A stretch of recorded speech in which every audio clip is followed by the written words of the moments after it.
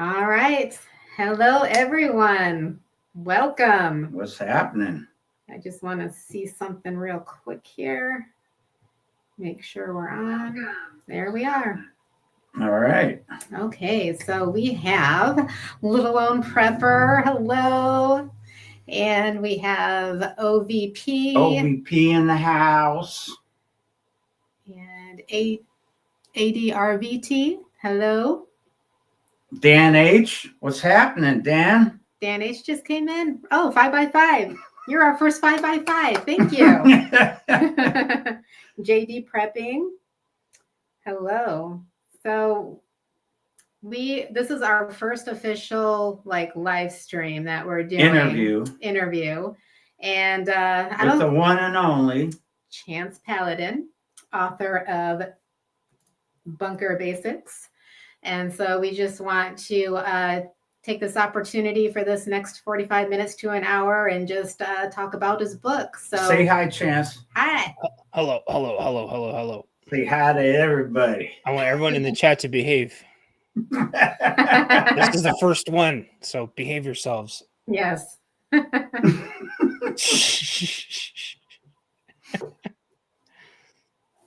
All right. So what do you do on your channel? You do a little bit of everything, don't you?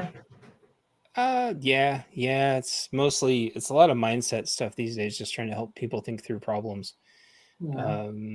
What I've noticed is there's so much noise and distractions and everything that if someone's not looking at it from the macro level to connect all the dots, and then usually makes like a bigger picture after that. And that's what I try to do. I try to make sense of it all, I guess, and then figure out what to do about it if there's anything to do.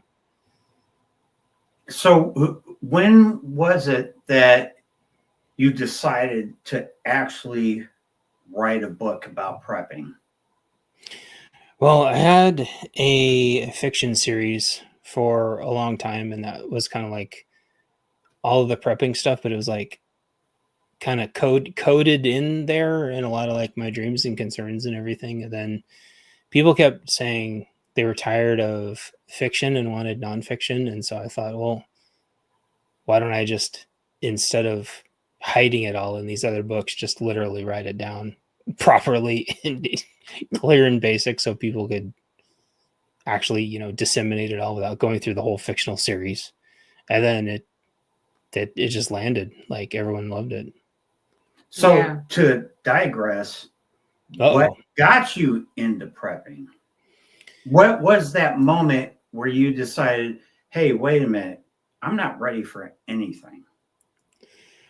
So there's a lot of different moments, kind of like getting hit in the head over and over and over again until it's finally like, oh crap. Like there's getting into prepping, and then there's like in high gear, right? So like my dad was a hunter and a fisherman. We went camping. He had multiple gardens and orchards and stuff. But like when you're a kid and your family preps, they prep for the Cold War or whatever it was, and obviously prepping for Y2K. Like I think most normal people prepped for Y2K, right? At least I hope they did. I mean that was one of the first big things. Yeah, and everybody thought it was going to end. And we weren't preppers then at all, so we weren't ready. Did you do the thing that everyone else did where they have put water in their milk jugs and just like hoped for the best, even though that totally doesn't work? We did absolutely nothing. Oh no. We got into prepping because of COVID. Yeah, because of COVID. That is when a lot of people, yeah. So that's why the Bunker Basics talks about like the different eras. Like everybody started at a different time. I was still in high school, and this guy walked up to me when I worked at the grocery store and basically said, I'm leaving the country, just so you know, in the very near future, everyone's going to be trying to kill you because of XYZ. And I'm like, okay, what do I do? He's like, amass wealth, get out. And then I never saw him again. And he was a Boy Scout leader. And I'm like, okay, well, that's interesting. So that was kind of like, that was one of the multiple kicks in the pants. Years later, again, I was at another grocery store and someone saw me like prepping a little bit. Like getting 2 bags of cat food instead of 1. Whoa! And like, Mhm. getting a prepper magazine, and that was during the days of number 44 doing what 44 does back then and crashing everything like crazy. And this person said, I'm going to come home and eat all your cats if the shit hits the fan. Oh man. And I'm like, oh, really? And, since you have like your loyalty card and stuff, I think they have ways of knowing where you live at those places. And so that was like, I'm like, interesting. Okay. So when this whole thing started, were you by yourself or were you married? I was married, but I think the thing is like what people prep for like has dramatically changed in how and like the volume, and like modern defensive tools are like a prime example of that. Evolving from like a single stack to a double stack pistol, thinking that a 22 plinker is okay versus like a modern decent caliber.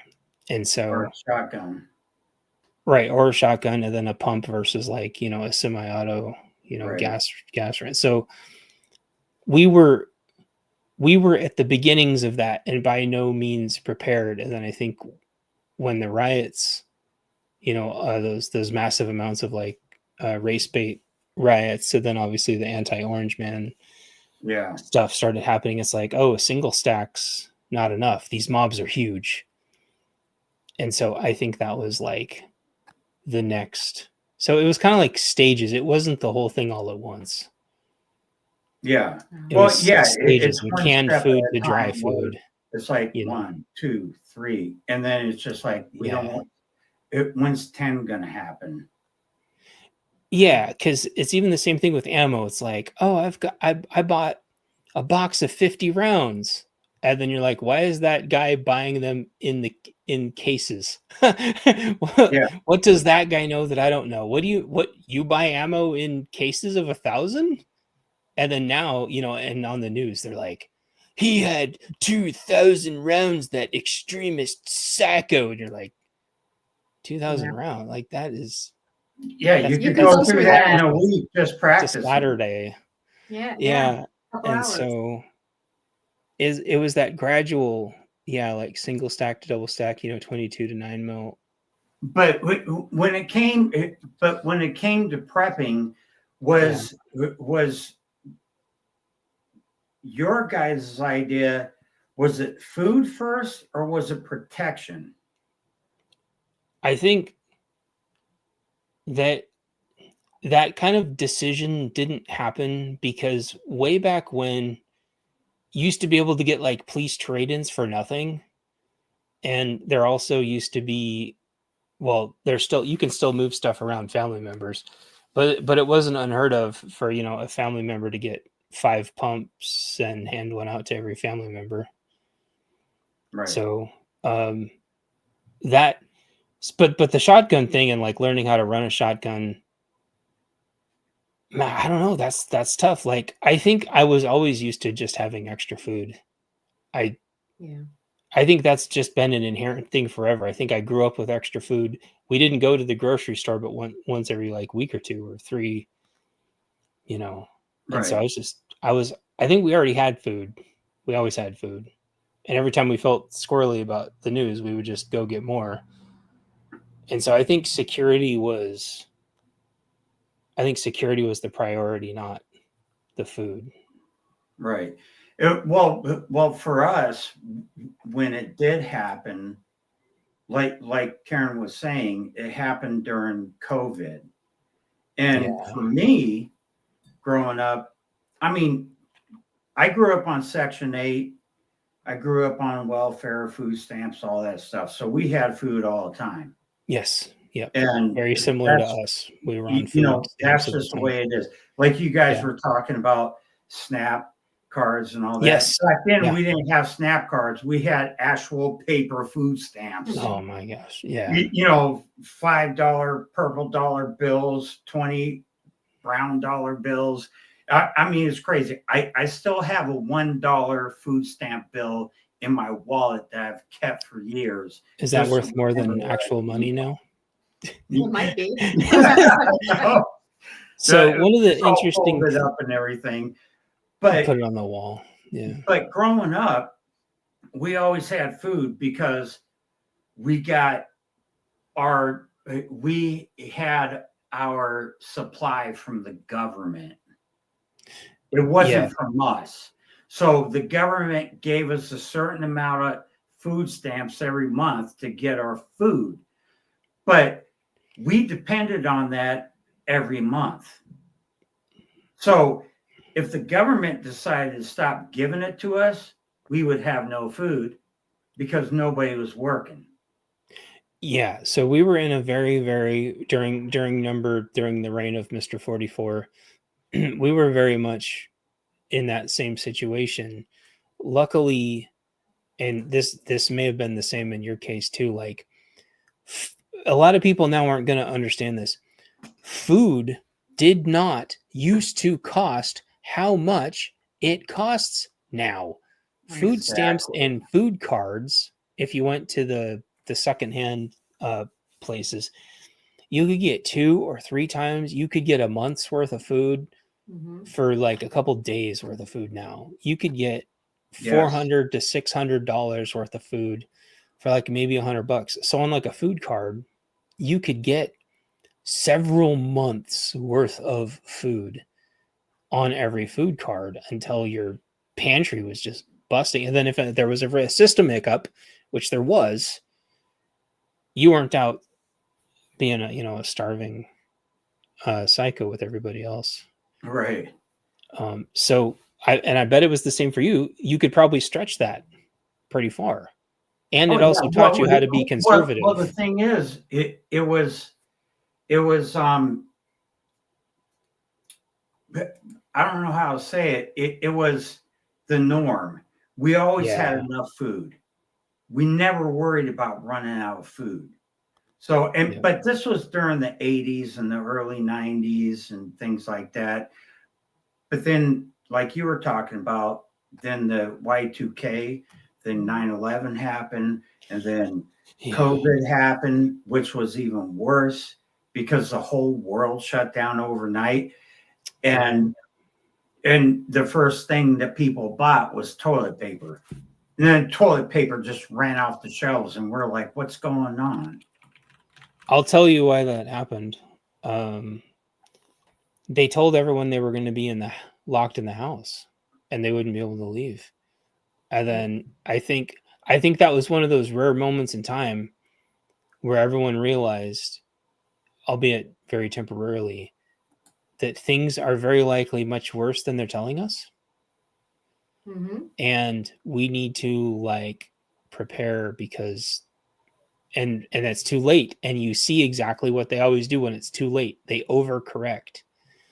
Yeah. And if you didn't go out, which I did, if you didn't go out during those few weeks and go to the grocery stores to just, again, practice and people watch and stuff, I think those people were betrayed by the people that they trusted and they didn't know what to do. FEMA says 3 days or whatever. It's and they're like, oh, what do you mean 6 weeks to flatten the curve? 6 weeks. Yeah. So does 6 really mean 12? Are we even going to have going to 6 months? Yeah. Yeah. And then they were talking about roadblocks. And it's wait, you're going to, roadblock me, but I'm not an essential worker. And so does that mean you're just going to leave me to die? So I think people were overreacting, but it's because they had been betrayed and they'd been lied to, and that veil came off temporarily. Because I work in the medical field, so I was considered essential. But at where Rick was working, he lost his job due to COVID because it wasn't essential. But instead of staying home and a hairdresser, see, you should have been a hairdresser. They were. And the nail salon was essential. So I know. You screwed up. Instead of sitting home collecting, an unemployment check, he picked up DoorDash. And I did DoorDash for a whole year because I'm not going to sit home and play video games and collect a check. I'd be bored out of my skull. you know. Yep. So I did DoorDash to make some money, and we kept afloat with that DoorDash Yes, big we time. did. Because But not too many people were doing DoorDash at that time. So there wasn't very many. He brought in some good money. I brought in some good money, but it the streets were empty. It was like the apocalypse. It was like a movie, like post-apocalypse. Yeah. And I was like one of the only few cars on the street, and I could not believe how many stores were shut down, how many people weren't out there. I remember I used to go pick up food from Panera to deliver. They had a big sign on the window that they used like a paintbrush saying, "We are still open." That's like the I was just like, this is out of a freaking movie. Yeah, that is out of a I think a lot of people didn't go out, and I think those people don't have a frame of reference. They don't know that people were going 115 up and down the freeways. They don't know that there was street race or street lockdowns everywhere every night. Like, it had completely become lawless, and the people robbing stores. There was commercial level thieves with box vans cleaning out. Sometimes maybe even their competitors' warehouses and stuff. Like the pot warehouses, not the little stores. The pot warehouses were getting cleaned out. Like, it was basically 4 years of like commercial warfare, but you're not going to find that on the news. You only find out by, going out and about. My friend had his trucks full of tools stolen 2 or 3 times until he finally just left the state. It was bad, and people don't, just like what happened with the 100 days of riots down here last time 5 years ago. People don't know how bad it is. The news doesn't tell you. Well, yeah, of course. Portland had the riots, San Francisco, LA, Seattle. Seattle had that whole the Chaz, man. Yeah. Had its own warlord and everything. Yeah, Chicago. And it was like, it was apocalyptic almost, where things were going on and people weren't prepared for it. They didn't know. They were confused. They were like, where's the police? Where's the backup? They didn't know, and nobody was ready. And so to be honest, I think the whole thing was a test run to see how people would react when this happens. I think it was a test run. I think it was in 2 parts, sort of like the whole Jade Helm diddly do. They want to see how people act. They want to see what information they spread and how fast they can disseminate misinformation, and then how fast they correct that information. And what they say on social media. Yeah. And I think the faster people correct and disseminate proper, factual, actionable information, I think that's a concern to them. That's not what they want. They wanted to be the source of information, and it was getting away from them. And they also wanted to see how many people would take the zip zoop and how many would resist the zip zoop. And you're lucky with DoorDash. Like, if that happened again, you wouldn't be able to do that. No, because 10 billion other people are doing it. Yeah. And that's why, the news media says people aren't working anymore. They're not getting jobs. Yeah, they are. They're doing Uber. They're doing DoorDash. They're doing like 3 to 5 gig work.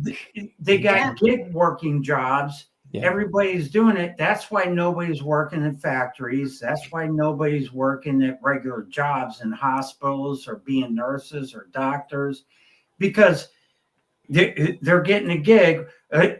I was working DoorDash for like 6 hours a day, making $150 a day for 6 hours. I was like, sometimes more. Yeah, even more sometimes. But that was a good gig back then, because the whole world was shut down. But I don't want to do it again. I don't want to sit in my car all day. You know what I mean? But I had to because I had nothing else to do. Yeah, I think, I think I kind of want to slightly change something I said earlier. I think not only could the DoorDash thing not happen anymore because there's a billion people, but like the whole auto driver thing is like auto taxis are right around the corner. And yeah, people could go wipe all those out. I don't recommend it, but they could, which is what was happening in LA. But there's this false idea that people are going to go get a down payment and then they're going to go hire their own auto cab and send their auto cab out into the world with its little baggie of lunch. And their auto cab is going to work for them all day. And with they're just going to have this passive income. Oh, and it's like, no, you're going to send your car out. It's going to get annihilated and some bigger company is going to come. It's going to be that stupid scooter thing all over again. And now there's just derelict, mountains of scooters that are just inoperable because the people went out of business and the scooters shut off because they're all subscription locked. It's going to be the same thing with auto cars. It's going to be the same thing with buy-in for, because buy-in for, that's already started happening. Like these companies are rising and busting faster than people could even buy in to get into them to begin with. And venture capitalists are just going to, and the big banks are just, every last little thing like that is going to get scooped up. And it's the same thing for USPS, FedEx, UPS. Like the second they get robots that can do all that, which they're very close, the second they can get auto driving fleets, once they can get them all to talk to each other, like you won't be able to buy into that, I think is my point. Normal people won't be able to turn that into a passive income. No, you can't. But in the meantime, before we get any deeper, let's get into your book here. Okay. And there's two different versions, so let's explain it. The Bunker Codes was your first book. That was the first attempt. Yeah. Well, it was great, and we actually won this at the Vision Preparedness Bug Out Weekend 2024.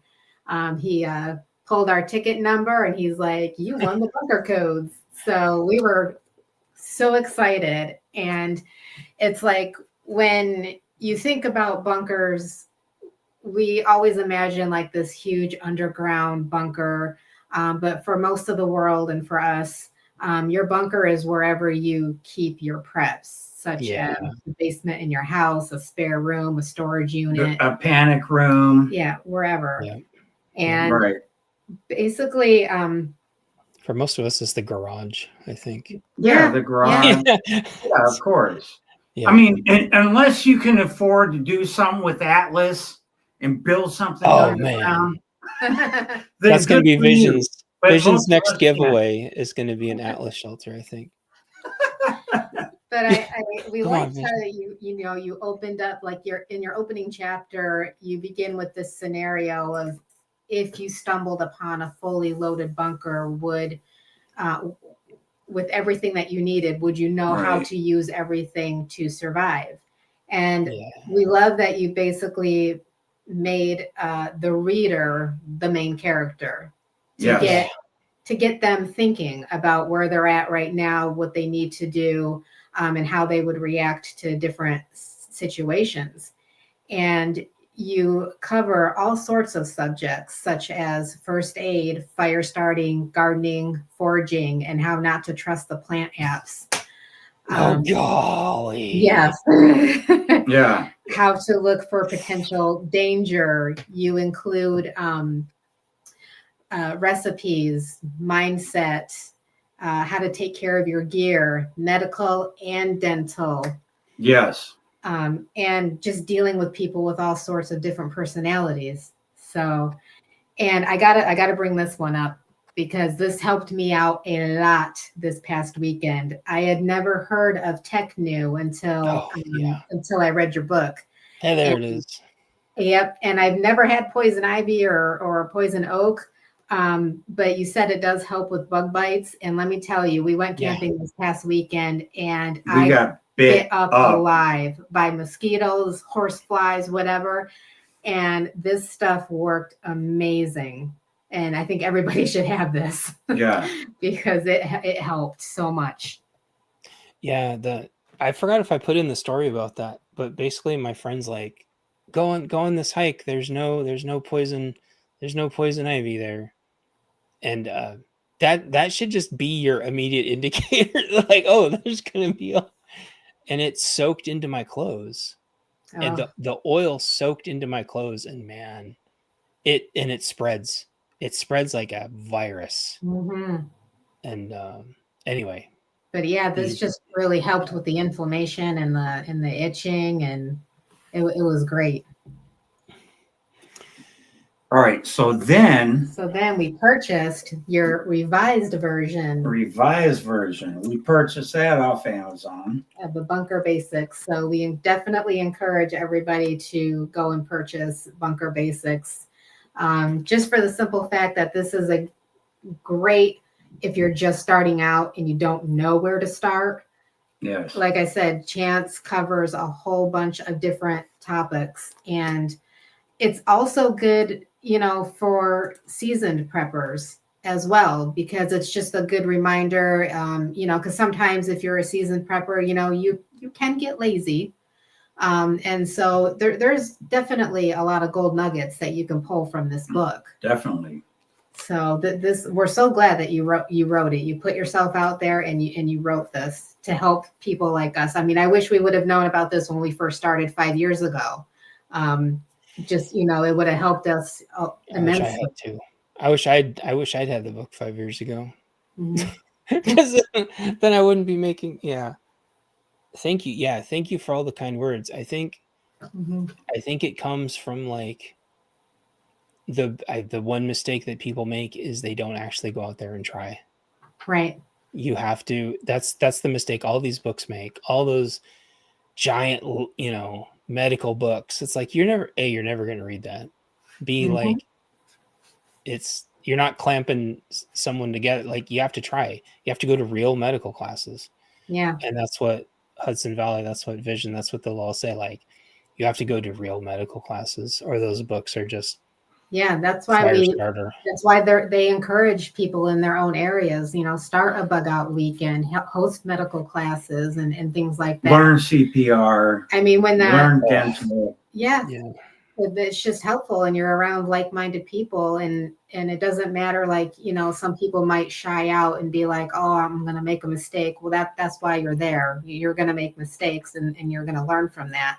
Like this past bug out weekend that we went to in May, Vision did a fire starting class, and, we started a lot of campfires and stuff, but I really have never started it with the little flint stick. Oh, yeah. I don't know what it's called, but I was like, you know what, I'm going to try this. And so I gathered my little supplies, and you were on a Walmart run.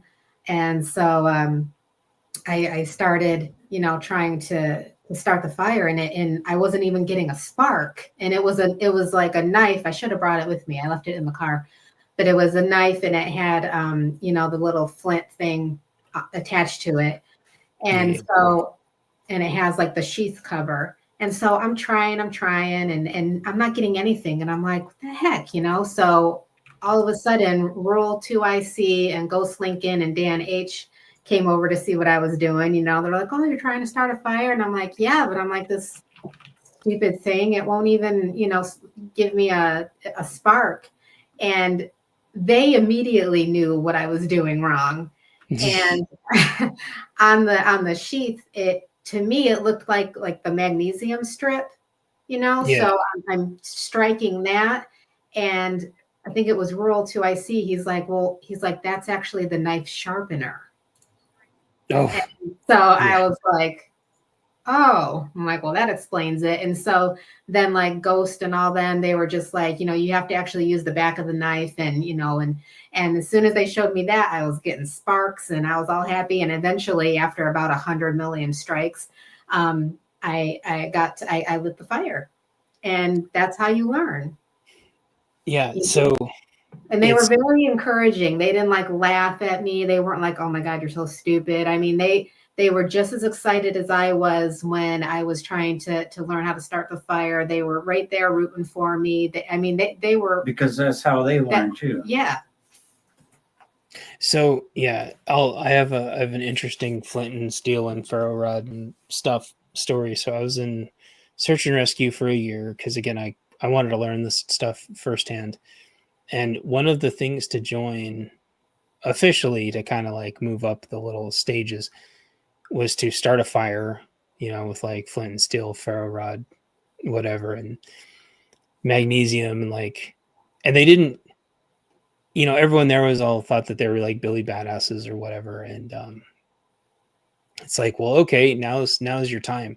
And, to show us how bad you are, and the whole exercise wasn't actually if you could do it or not. It was to see who was going to flip out. Because like, if you get frustrated, that will get you going. Like that'll hit your buttons, especially if you start to like the old Survivor show. You start to see other people do it, and you're like, "Why can't I do it? Why can't I do it?" Mm-hmm. And they even had big old bags of like magnesium shavings, and they're like, "We shaved a bunch of magnesium. All you have to do is ask for it." No, I can do this. And the whole point was to like ask them for some of the magnesium. Like the whole point was to like ask for help to see if you weren't going to lose your mind. And but sometimes your ego gets in the way, Yeah. And you're seeing all these people that are better than you that start theirs in like 2 seconds. And it was basically like a glorified personality test. And so, yeah, starting a fire, even like, and then if you really want to go nuts, the whole bow drill thing, if you really want to see if people are going to lose their mind.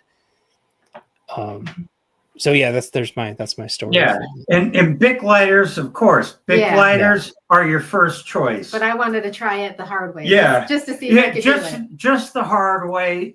Of course, boom. Bic lighters. But yeah. So anyway, from your book, one of the chapters are one of the subjects you talk about is crypto. Oh yeah. And so what I want you to expound on is having your keys. Oh, not your keys, not your crypto. Because I do have some crypto on Coinbase. I have crypto on PayPal, but I never heard this before, having your keys. Really? Yeah. So boy, how to break this down. So everyone like, I need to have my money because my money is real, and if I can't hold my money, it's not real. It's like, bro, your money's in a bank. Right. I hate to break it to you. Well, it's FDIC insured. Okay, tell the people in California that lost their money. Yeah. Right. And then they had to wait goodness knows how long, and then 250,000 or 350 now is actually like nothing in the grand scheme. It's not nothing, but so having your crypto on an exchange is like having your money in a bank, kind of. You can sort of kind of get to it, but it's not actually yours, it's theirs. You can just access it, hopefully, if their site's not down. Yeah, like a bank. Like a bank. But raise your hand if you've been with Wells Fargo and they've crashed. How many times has Wells Fargo crashed in the last couple of years? Yep. Or just zeroed out everybody's accounts?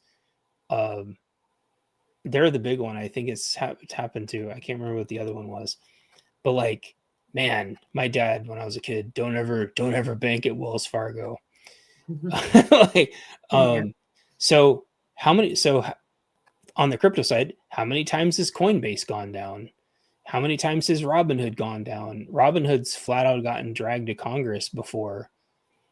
If they go down, you're not accessing it. You're not buying any and you're not selling any. You are dead in the water, and you Right. hope and pray when they come back online that your crypto's still there, because they have the keys to it. It is a literal key code, but you could also just figuratively imagine it as being in a lockbox that you could never get to. They can also just decide that it's no longer yours, for various reasons. The Bitcoin, the blockchain that the Bitcoin could be on could have been flagged from like an earlier illicit transaction through no fault of yours, and then there's a lot of things that can happen on Coinbase and Robinhood. Well. The thing is, So with a in your bank, wallet, you have your own keys. yeah, with a bank, you could take your cash out and keep it at home, but with crypto, you can't keep it at home. You keep it on a wallet that's not tied to an exchange anymore. So you could physically put those codes on a USB stick and leave them at your house. Some people do that, but they end up losing it as sooner or later, or the USB stick becomes messed up. But if it's, you do hear stories about that. yeah, and so when your crypto is on a wallet, it is kind of floating out there in cyberspace. But it's being replicated by all the ledgers, so they all have copies of it. So they all know how much you're supposed to have, and you're the only one with the password to be able to access it. And so you say, I want to move this much Bitcoin from here to here. It talks to enough of the nodes, and all the nodes handshake and agree, yes, we agree that this person has this much on the ledger. Then they move it, and it does a bunch of handshakes. I know Bitcoin takes forever to do this, which is why Bitcoin kind of sucks using it for actual currency. Yeah. But it's also the most stable one that everyone has the most confidence in. But the thing is, with crypto, you can actually just cash out, make it currency, and then you're done. But like you were saying, if you have that wallet that's separate, when the economy crashes, hopefully you have that little USB. Mm-hmm. So when the economy resets, you could just plug that in. You have your money. Kind of like cash, or kind of like silver and gold. Yeah, that's how people are smuggling their money out of China. That's how people are smuggling their money out of Ukraine. That's how people are smuggling their money out of Russia. And the thing is, codes on there. Yeah, and that's one thing about prepping that I don't think a lot of people understand, is that you have to have some form of currency, no matter what, because the currency will always reset. And when it comes, crypto is a new thing because it's all digital. It's like the newest thing in the last 10 years. But silver and gold, every paper currency throughout history has always gone to zero. But silver and gold have never gone to zero. But they have outlawed them before. Yeah, they've outlawed them, but they never go to zero. You know what I mean? But that's because they have an intrinsic world value. Yeah, exactly. So, but the thing is that's why you hold it, and that's why you save it. And yes, you can't eat silver and gold, but like you said in your book, when a currency resets, whatever you have is going to be worth something. And whether it's crypto, silver, gold, coins, whatever, you're gonna be one step ahead of everybody else, maybe even 20 steps ahead. Yeah, well, especially if everybody is just getting out of a FEMA camp. Right. Yeah, and so the thing is when you prep, you have to have a little bit of everything. Yeah. No matter what. You could have all the rice and beans in the world, and the canned goods. But if you don't have some kind of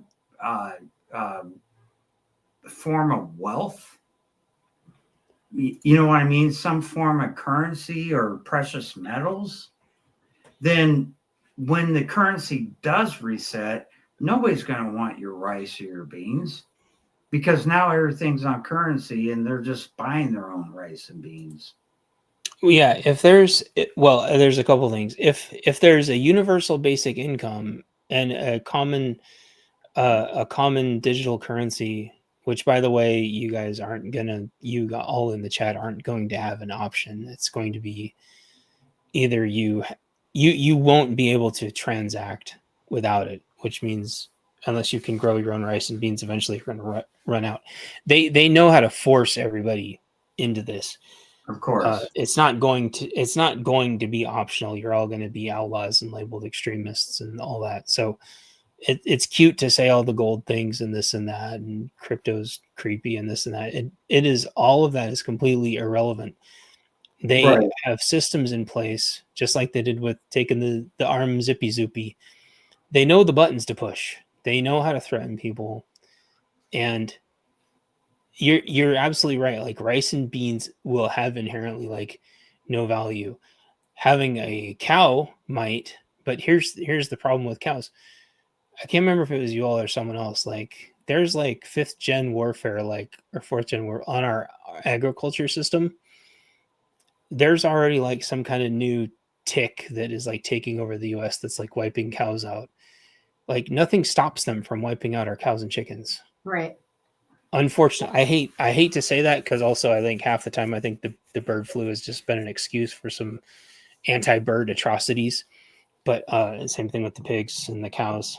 I don't always believe it, but that doesn't stop the you-know-who's from implementing more like biowarfare, more like insect warfare. And the same thing for our trees, like just wiping our trees out.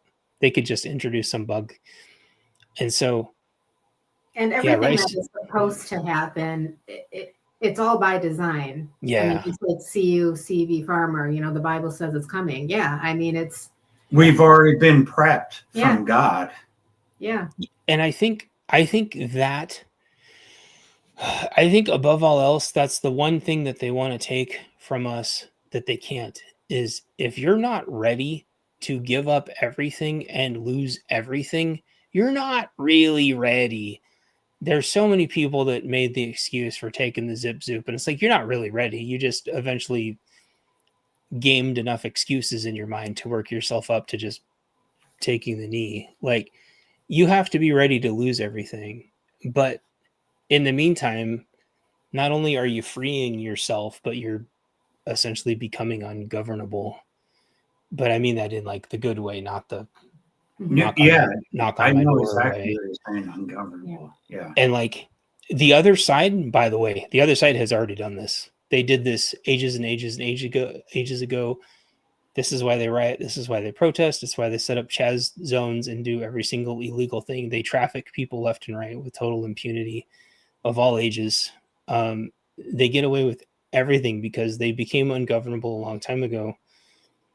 The only people following the rules anymore are the people who are the ones that are going to get squished first. Mm-hmm. Well, and not only that is every empire throughout history has fallen. America's just another empire that has already fallen but doesn't know it. Yeah. I mean, we're $37 trillion in debt. Oh, no, hold on. Let's not spread any fake news, please. Hold on, everybody. Hold on. 37.132. Okay. Get it right. All right. I was a little low, but I'm giving them the benefit of the doubt. It hasn't gone the other way. Trust me. It does. The clock only goes. But you know what I mean? It's like you were saying, we're not in a recession. We're in replacement. More and more people have been saying $37 trillion in debt. we are in a recession. And people are saying that we're not. And we have been for like longer than that, depending on who you ask. Probably 20 years. Yes. Well, wages have stagnated for at least 20 years. And that's like the nastiest. I technically haven't had a raise in 20 years, if you just count like the complete stagnation of the tech sector. Yeah. And the thing is, everybody that has a $1, $5, $20 bill in their pocket, it's just a promise that that's how much it's worth until they say it's not. Yeah. Yeah. And so whatever you got to do, use that fiat currency, which is worth nothing, to get what you can now until it's worth nothing when they say it is. So that's what you have to do. And that's what prepping is all about, is because we will end up like a Venezuela, or we'll end up being a digital currency where our finances are programmable according to the government, which means we can only buy one bag of rice or one loaf of bread a week. Well, that's only if your social credit score is high enough. Right. Yeah. So it's coming to that point. So in the meantime, use that fake money for what you can, whether it's silver, gold, rice, beans, powdered milk. You have to do something. Even the guy running for, what is it, New York City mayor? The socialist guy? Yeah, like man. He wants to have a government-run grocery store. Go for it. I hope he does it. I wish him the best of luck. Mm-hmm. Good luck. Let us know how it goes. Could you put some cameras up? Yeah. show us. It's probably going to go about how that Amazon did in Seattle, where they had the employeeless Amazon. Yeah, that was great. Do that again. All right. So another subject. Oh, okay. From your book. Mm-hmm. AI. Oh boy. And here it is. Dear Grok, if I find a prepper book in a bunker, how will I know if it was written by AR or plagiarized AI versus an actual person writing it? And I love that you asked Grok that if it was AI or plagiarized, and you wrote it down what it told you. Yeah, I thought so. There's two reasons for that. Number one, Grok has gone insane lately, but it came back, and it said it was Mecha Bad 1940s guy there for a while, and so I take screenshots of what it says in case it decides to go crazy. But yeah, I'm glad you picked up on that. But the AI is getting crazy right now. Oh yeah. And in the next 2 years, nobody's going to know what's real or not. Yep, we're pretty close. They just got to be able to fix teeth and make eyes blink, and then that'll be the end. That'll be the end of it. It's funny. I was talking to my parents about that, and they're like, "Yeah, it's." Even my parents, they're like, "Yeah, it's the teeth." I'm like, "Wow, you guys are actually paying attention. That's amazing." And the eyes. Yeah, they never blink, and when they show their teeth, you're like, "What the? Is this a cartoon? Like what am I watching? Why does their teeth look like a cartoon?" Anyway. And even all the YouTube videos that are narrated, it's all AI. And sometimes you can't even tell until they're trying to say numbers. It's like we were watching a murder mystery thing, and it was like, and then they called 911 or yes, and it's like, what? Heck yeah. I think man, yeah, that's a whole nother episode. I don't want to call people out, but I'll just say there is a software program out there now. You can type in a subject, it will design the entire framework of the whole episode, it will write the entire script, and it will auto grab every single video stock for you. It will create the whole thing. There you go. That's why it's proliferating. I don't know what to do about it. I don't know how to feel about it, but you'll notice they're all ultra topical and they're all ultra formulaic, and it's because they were all based off the same. They're all the same LLM. Super topical, and it doesn't put anything together. It's all just lists of jibber jabber. Hold on. I'm looking right here. All right. So your chapter on bartering. I kind of have 50-50 with it, because I understand where you're coming from when it comes to bartering. But the thing is, with bartering, you're going to have to do it at some time. Yeah, absolutely. You'll need a part for your well or something. Yeah, or you're going to run out of rice, but you have enough beans, but you need some rice. And you got a ton of tomatoes and you don't know what to do with them. Right. So in that chapter, when it comes to bartering, in the book, you're just like, it's better that you don't barter. But so scary. Sometime we're going to have to barter, because I understand what you're saying. If they know what you have, they're going to come back and try to take it. I know that. Well, if I ever write a part 2, I'll expand on it. But I think the question is that every prepper eventually asks themselves, would I sell bullets or trade for bullets to the people who could just use the bullets to come wipe me out? Like, it's rough. Right. What if you need well parts and they're like, well, we'll only take 7.62, and you see them all with AKs. You're like, oh no, right? I'm counting 8 guys. Like, but they have the well part I need.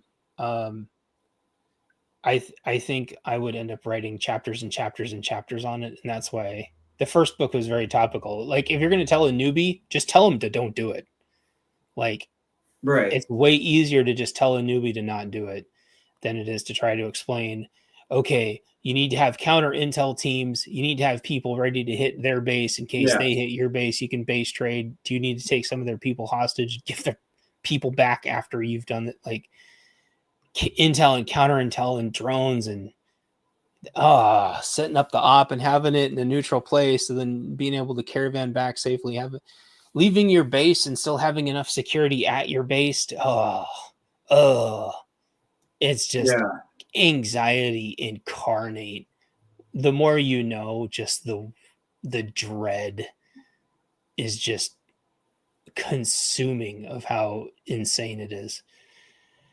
Logistically, because when it comes down to it, bartering has been a system throughout history, and people do it.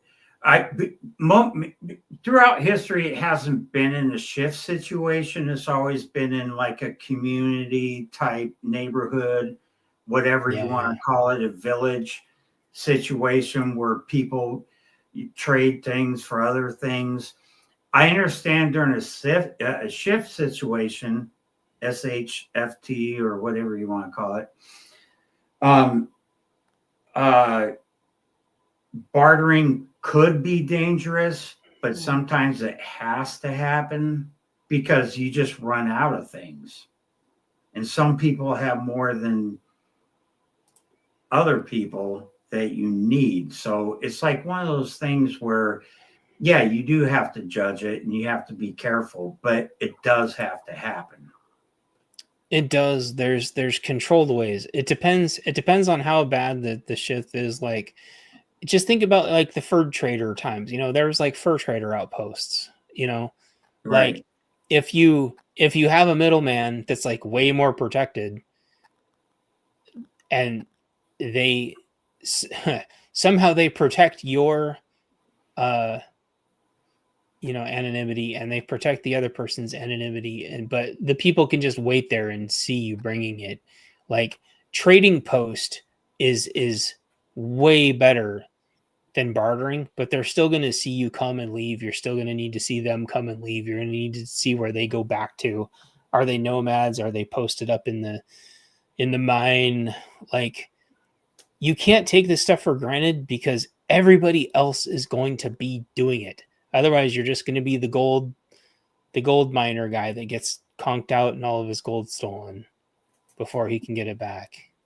Right. And well, before we close out, I think we're going to have to do a part 2 because there's so much in this book that we need to talk about, and I don't want to go 2 hours. Yeah, I was probably rambling too much. I'm sorry. But no, we got about a little less than 5 minutes. But what we also like in the book is that you, throughout the whole book, you give out different websites to check out concerning different topics. Yes, which is very helpful. You're just like directing everyone where they need to go. And at the end of your book, you also include a list of prepping channels that you follow on YouTube.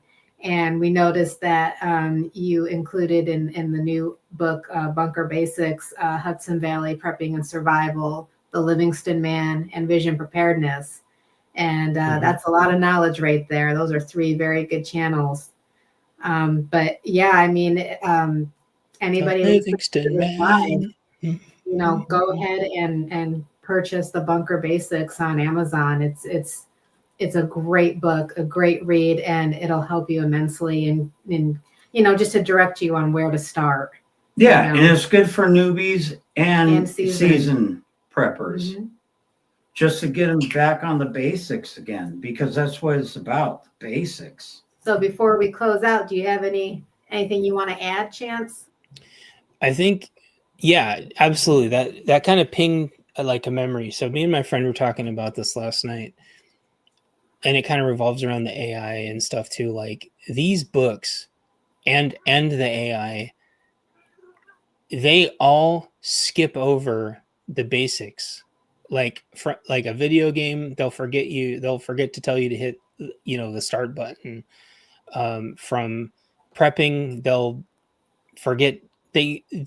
All these books and all these AI forget everything because they're all programmed off the same crap, assuming that everybody already knows everything, and it's just very, very topical refreshers.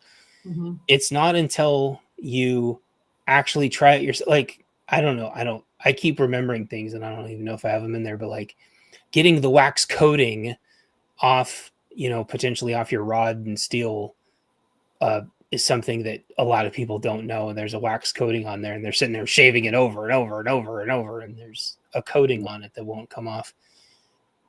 You forget about those things. Everyone forgets about it because once they've done it the first time, they never remember again. But newbies get so frustrated and so upset, and people forget to tell them these dumb things that are just so entry level basic. They just don't get it. And if you find a bunker full of stuff, you're not even going to know where to start. Right. And so that's what I was trying to do. I try to recreate the things, and I try to take the notes. And like radios, oh my gosh. Like, you pick it up and you're like, how do I turn it on? That's always the first question. They get how do I turn it on? It's like, well, it's kind of the top knob, and it kind of has to go counterclockwise or clockwise, I think. Yeah.